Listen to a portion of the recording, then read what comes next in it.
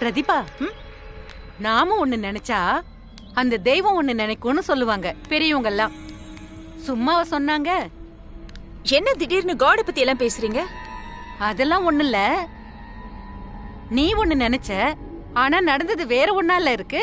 O God, please பரிமளமா, காட பத்தி எல்லாம் பேசி பழமொழி எல்லாம் பேசி என்ன கன்ஃபியூஸ் பண்ணாம நீங்க என்ன சொல்ல வரீங்களோ அது கொஞ்சம் ஸ்ட்ரைட்டா கிளியரா சொல்றீங்களா ப்ளீஸ்? இல்ல பிரதிபா, నేను చెప్పేది ఏంటంటే పవిత్రావ వచ్చి நீ லட்சுமிய பழி வாங்கணும்னு நினைச்ச. ஆனா பவித்ரா ஏமன்ட்டே அவ போய் கோல்ட அடக வச்சு லட்சுமிய காப்பாத்தி கூட்டிட்டு வந்துட்டா. அததான் சொன்னேன். என்ன பண்றது பரிமளமா?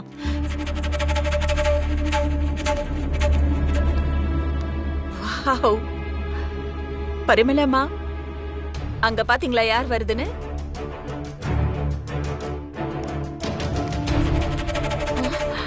ஐயோ, எஸ் காட் இட். பெருசுக்கு கொஞ்சம் ஈகோ ஜாஸ்தி. அதை எங்கேயாவது கொஞ்சம் தட்டி விட்டோன்னு வச்சுக்கோங்களேன், அது எப்படி பத்திக்கிட்டு எரிய போகுதுன்னு வேடிக்கை பார்க்கலாம். கம் பிரதிபா, வேண்டாம், பிரச்சனை வந்துரும். ரொம்ப டென்ஷன் பார்ட்டி. யாம் இருக்க பயமே. கம். ஆண்டவா, என்ன என்ன சார், பவித்ரா ஆரம்பிச்ச பிரச்சனைய அவளே முடிச்சிட்டான்னு ரொம்ப சந்தோஷமா இருக்கீங்க போல. பாரு, தேவையில்லாம அவ பேச்செல்லாம் இங்க பேசாத. அப்புறம் வேற ஏதாவது நான் பேசிடுவேன். மரியாதை போயிடு. இருங்க இருங்க சார், ஆக்சுவலா உங்களுக்கு தேவையான ரொம்ப ரொம்ப தேவைப்படுற விஷயத்த சொல்லலான்னு நினைக்கிறோம்.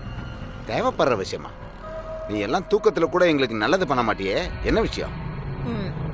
இங்க பாருங்க சார், நீங்க நம்பினாலும் நம்பலனாலும் எங்களோட நெய்பர் அப்படிங்கறதுனால உங்ககிட்ட சொல்லணும்னு நினைக்கிறோம். உங்க மருமக லட்சுமிய பவித்ரா எதுக்காக வெளியில கொண்டு வந்தான்னு உங்களுக்கு தெரியுமா? பாரு, அவ என்னைக்கு எங்க வீட்டை விட்டு போனாலோ அன்னைக்கு அவ சகவாசம் எல்லாம் முடிஞ்சிடுச்சு. அவளை எங்க வீட்டு மருமக அது இதுன்னு சொன்ன எனக்கு கெட்ட கோவம் வரும், ஜாக்கிரதை. சரி சரி, கூல் டவுன். எனிவேஸ், நான் சொல்லுவதை சொல்லிடுறேன். உங்க மருமகளை காப்பாத்துற மாதிரி இந்த அபார்ட்மெண்ட்ல இருக்கிற எல்லார்கிட்டயும் நல்ல பேர் வாங்கி எலெக்ஷன்ல ஜெயிச்சு உங்களை இந்த வீட்டை விட்டே துரத்த போறா. அதான் அவளோட பிளான்.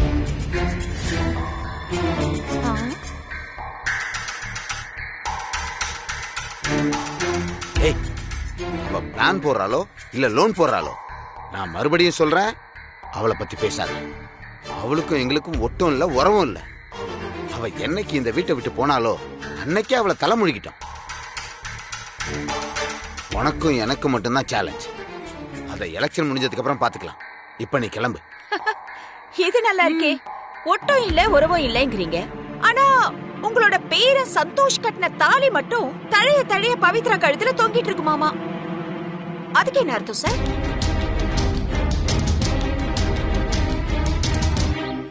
ஓல் மேன், நீங்க என்னதான் கோவப்பட்டாலும் பவித்ரா கழுத்துல சந்தோஷ் கட்டின தாலி தொங்குற வரைக்கும் அவ உங்க வீட்டு மருமக. பட் ஒன் திங், அவ உங்களை காலி பண்றது கன்ஃபர்ம்ட். அதுதான் ஃபேக்ட். எனிவேஸ், ஏதோ சொல்லணும்னு தோணுச்சு, சொல்லிட்டோம். அப்போ நாங்க கிளம்புறோம். வாங்க பரிமளாமா, நாம போலாம்.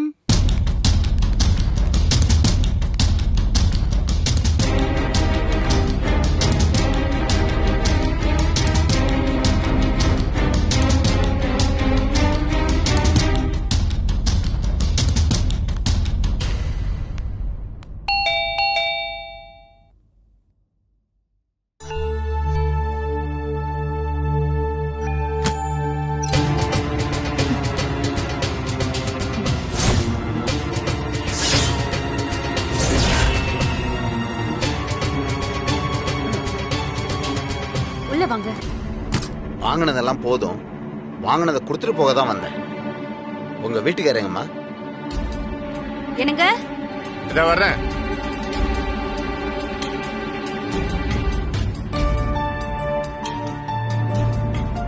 இவரா?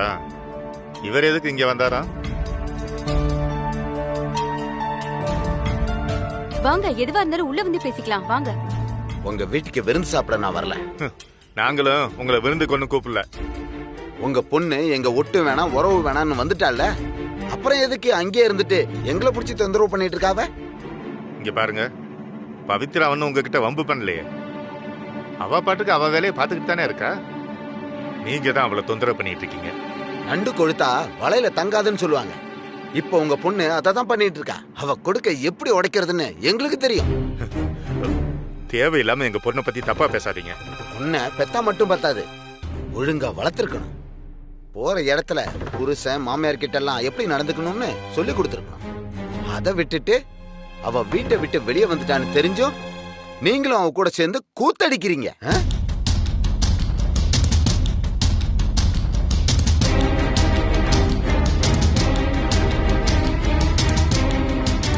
இங்க பாருங்க, அக்கம் பக்கத்துல எல்லாரும் பார்த்தா தப்பா நினைப்பாங்க. தயவு செஞ்சு உள்ள வந்து பேசுங்க. இல்லன்னா தயவு செஞ்சு போயிடுங்க. என்ன சொன்னீங்க? அப்படின்னா நாங்க கூத்தடிச்சுக்கிட்டு இருக்கோமா? நீங்க தான் எங்க பொண்ணை சித்திரவதை பண்றீங்க. உங்களை எல்லாம் அப்பவே போலீஸ்ல பிடிச்சு கொடுத்துருக்கணும். விட்டு தப்பா போச்சு. எங்க வீட்டு வாசப்படிக்கு வந்து எங்களே அசிங்கப்படுத்துறீங்களா? உங்க பொண்ணு அவ வழிய பாத்துட்டு போயிருந்தான்னா நான் எதுக்கு இங்க வரேன்? அவ தேவையில்லாம எங்க கிட்ட வந்து பிரச்சனை பண்ணிட்டு இருக்கா. இவ குடுக்கற சப்போர்ட்ல தான் அந்த பிரதிபா வந்து எங்க வீட்டை காலி பண்றதுக்கான ஏற்பாடு பண்ணிட்டு இருக்கா.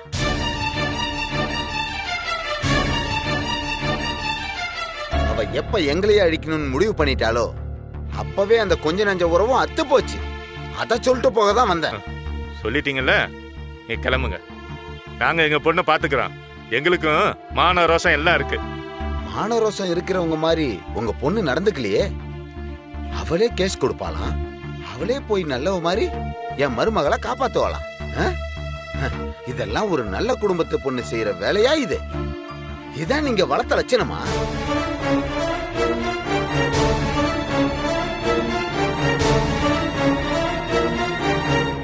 இது எல்லாமே அசோசியேஷன் எலெக்ஷன்ல ஜெயிக்கிறதுக்காக வேண்டிதான்.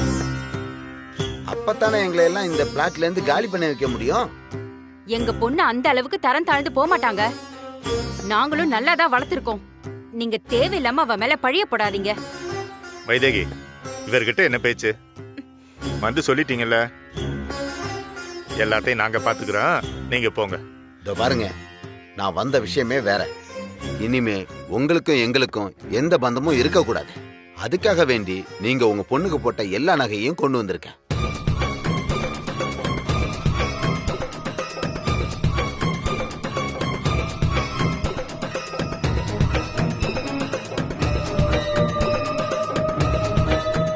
நீங்க எல்லாரும் தாங்க சாட்சி. இத பாருங்க, நகையை உங்களுக்கு திருப்பி கொடுத்துறேன்.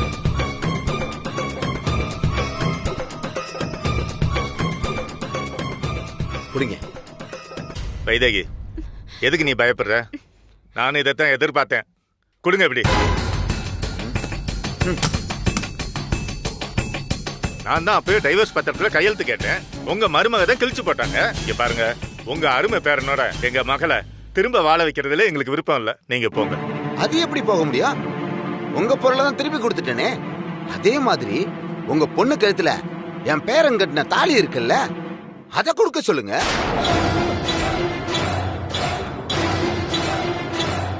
என் பேரனே வேணான்னு சொல்லிட்டு அப்புறம் தாலி மட்டும் என்னத்துக்கு?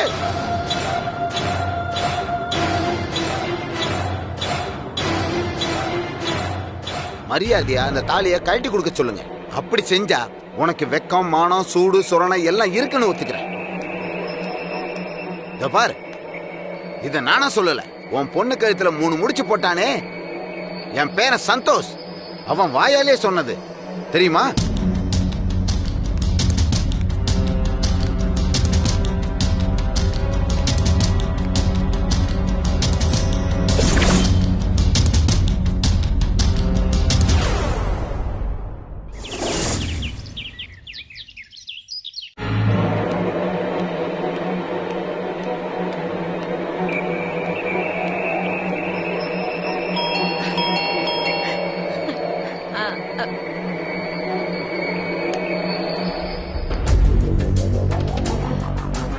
நான் அப்புறமா கூப்பிடுறேன்.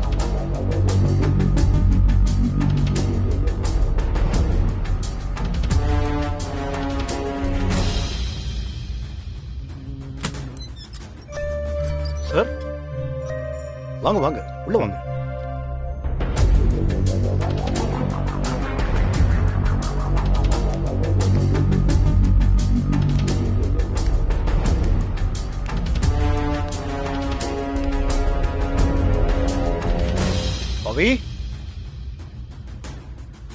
அப்பா வாங்கப்பா. என்னப்பா திடீர்னு? உட்காருமா. இல்ல இருக்கட்டும்பா.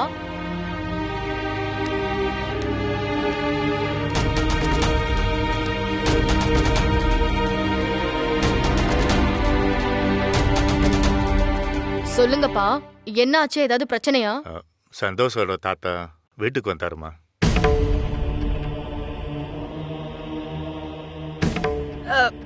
May come in. அதான் வந்துட்டீங்களே, வாங்க. ஓகே. சாரி. ஓ சார், நீங்க வந்திருக்கீங்களா? பவித்ராவை பார்த்துட்டு போலான்னு வந்தீங்களோ? ஓகே. ஐம் சாரி, நீங்க ஏதோ பிரைவேட்டா பேசிட்டு இருக்கீங்கன்னு நினைக்கிறேன். I will come later. இருங்க பிரதீபா, எல்லாம் தான் உங்களுக்கும் தெரியுமே. அப்புறம் என்ன, நீங்க இங்க இருக்கிறதுல எங்களுக்கு ஒண்ணும் இல்ல.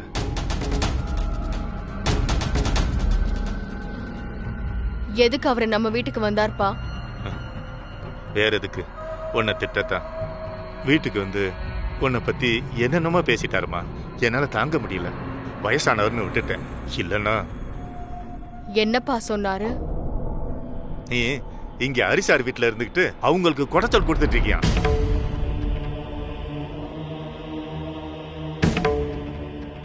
அது மட்டும் தான் சொன்னாரா?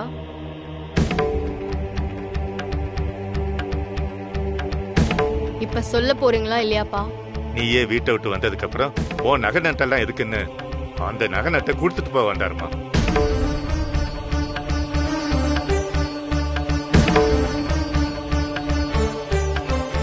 சார், என்ன சார் சொல்றீங்க? ஆமா சார், எனக்கு அதுல ஒன்றும் வருத்தம் இல்லை சார். நான் தான் அன்னையில இருந்தே அவங்க சகவாசம் வேணாம் தானே சொல்லிட்டு இருக்கேன். நீங்க அந்த நகையை வாங்கியிருக்க கூடாது சார். அப்புறமா பேசிக்கலாம்னு சொல்லி அனுப்பியிருக்கணும்.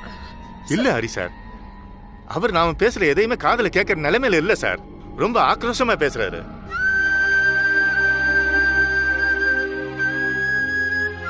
நாமளா போய் நகையை கொடுங்கன்னு கேட்கலையே சார், அவரா தானே கூட்டு வந்து கொடுத்தாரு. இதெல்லாம் லட்சுமி இடத்துக்கு தெரியாதுன்னு நினைக்கிறேன். எப்படி பவியோட சர்டிபிகேட்டை எரிச்சாரோ அதே மாதிரி இதை அவர் தனியா முடிவெடுத்திருக்க வாய்ப்பு இருக்குன்னு நினைக்கிறேன்.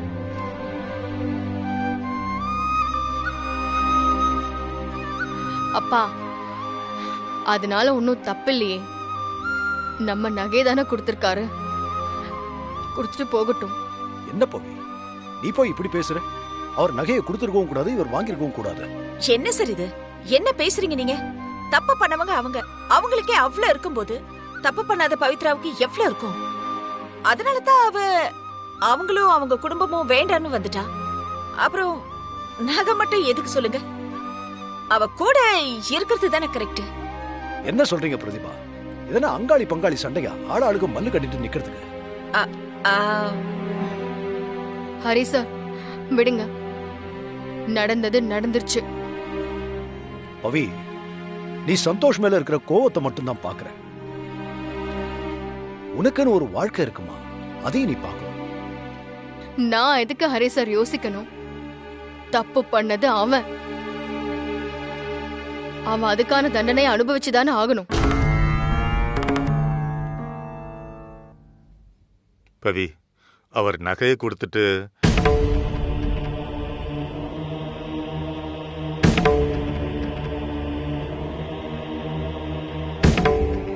நகையை கொடுத்துட்டு அப்புறம் என்ன சொல்லுங்கப்பா? நான் உங்களுக்கு சொந்தமான நகையை கொடுத்துட்டேன். அதே மாதிரி என் பேரன் உங்க பொண்ணு கழுத்துல கட்டின தாலி எங்களுக்கு தான் சொந்தம், அதை கலட்டி கொடுங்கன்னு சொல்றாருமா.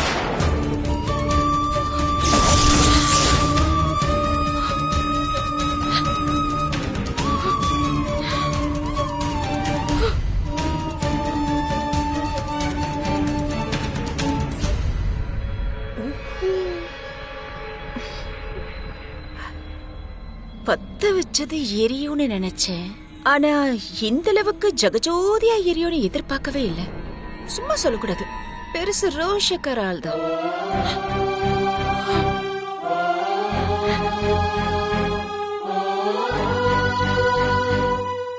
சார், திருவேங்கட சார் அப்படிதான் கேட்டாரா? நான் ஏன் சார் பொய் சொல்ல போறேன்? அது மட்டும் இல்ல, அவரு எவ்வளவு கேவலமா பேசினார் தெரியுமா பவி? மான ரோஷம் இருந்தா நான் கேட்ட மாதிரி உங்க பொண்ணு கழுத்துல இருக்கிற தாலியை கழட்டி கொடுன்னு கேக்குறாருமா. இல்ல சார், அவர்தான் கோவத்துல ஏதோ பேசிருக்காருன்னா நீங்க அதை வந்து பவித்ரா கிட்ட சொல்லிட்டு இருக்கீங்க. சார், அந்த ஆளு என்ன பார்த்து மான ரோஷம் இருக்கான்னு கேக்குறாரு. வேற என்ன பண்ண சொல்றீங்க? என்ன இவ்வளவு தூரம் ஆனதுக்கு அப்புறம் இனிமே அவன் கட்டின தாலி எதுக்கு சார்? கலட்டி கொடுத்துருமா.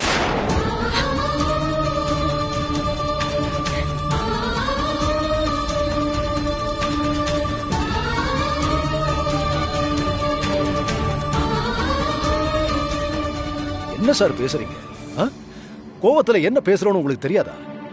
அத்தனை பெரியவங்க ஆசீர்வாதத்துல அம்மை மிதிச்சு அருந்ததி பார்த்து அக்னி சாட்சியா கட்டின தாலி சார் அது. எப்படி சார், எப்படி அவ்வளவு ஈஸியா அதை கழட்ட சொல்றீங்க? சார், நீங்க எந்த காலத்துல இருக்கீங்க? அதுக்காக அவன் என்ன வேணாலும் பண்ணுவான், அதெல்லாம் பொறுத்துக்கிட்டு அவன் கூட என் பொண்ணை வாழ சொல்றீங்களா? இங்க பாருங்க சார், நானே வேணான்னு சொன்னா கூட என் பொண்ணு கேட்க மாட்டான் சார். கழட்டி கொடுமா, அந்த ஆள் மூஞ்சில விட்டு எறிஞ்சிட்டு வரேன்.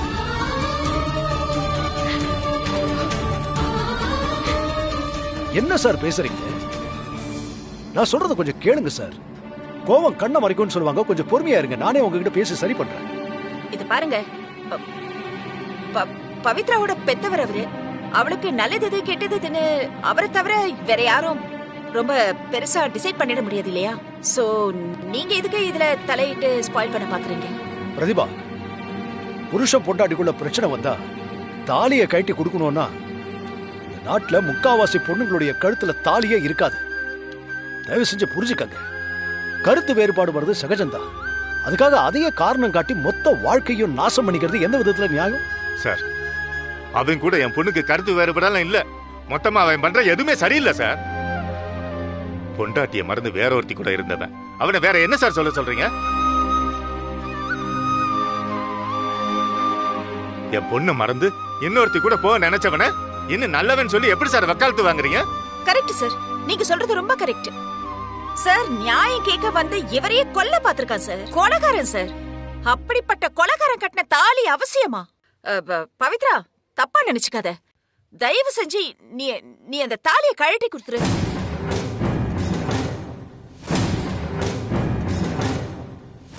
சார், சந்தோஷோட தாத்தா சொன்னதை வச்சு நாமளே ஒரு முடிவுக்கு வரக்கூடாது சார். சார், அவர் தான் தெளிவா சொன்னாரே சார், என் பேரன் தான் கழட்டி வாங்கிட்டு வர சொன்னான்னு. அப்புறம் நாம என்ன சார் பண்ண முடியும்? நாங்க ஒண்ணும் அப்படி மானங்கட்டு போய் கிடக்கல சார்.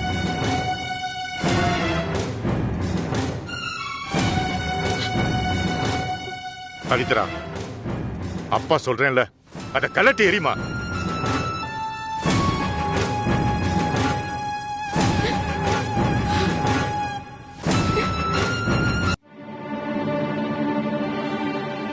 பவி, ப்ளீஸ், நான் சொல்றது கொஞ்சம் கேளு. ஒரு பொண்ணுக்கு தாலிதான் வேலைன்னு எல்லா கல்யாணமான பொண்ணுங்களுக்கும் தெரியும். அவசரப்பட்டு எந்த முடிவுக்கும் வராது. அது காலத்துக்கும் மாறாத பவி. தயவு செஞ்சு கேளு. ஹரி சார், உங்க மேல நிறைய மதிப்பு மரியாதையும் வச்சிருக்கேன். தயவு செஞ்சு அமைதியா இருங்க. பவி, நீ கலட்டுமா?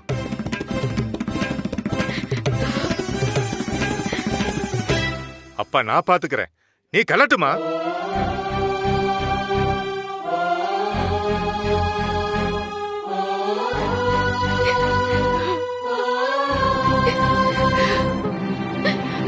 பவி, look here.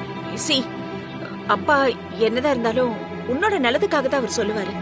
சோ ப்ளீஸ், அவர் சொல்றபடி நீ எதையும் யோசிக்காத. அப்பா சொல்ற மாதிரி செய். கலட்டுன்னு சொல்றேன்ல, அப்பாவோட மானமே இதுலதான் அடங்கி இருக்கு. கலட்டுமா?